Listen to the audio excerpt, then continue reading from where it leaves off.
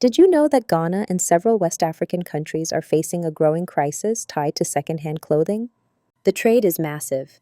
In Accra, markets like Kantamanto receive millions of garments every week from the United States, Europe, and Asia. In Ghana, these items are called obroniwawu, which translates to dead white man's clothes.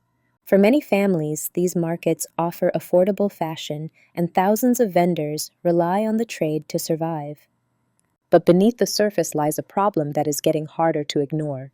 Up to half of every clothing bale that arrives in Ghana is unsellable waste. Low-quality fast fashion has turned West Africa into one of the world's largest dumping grounds for textile trash. What cannot be sold ends up in landfills, gutters, beaches, and even the ocean.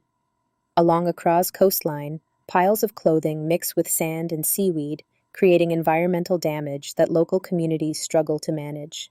This crisis also affects the economy. Ghana once had a strong textile industry with bustling factories and skilled workers. But as cheap imported clothing flooded the market, many of these factories closed. Countries like Nigeria, Benin, Togo, and Senegal face similar challenges.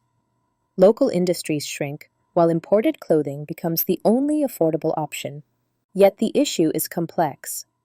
Secondhand clothing provides jobs for thousands of traders, tailors, transporters, and young people who remake and upcycle garments into new styles.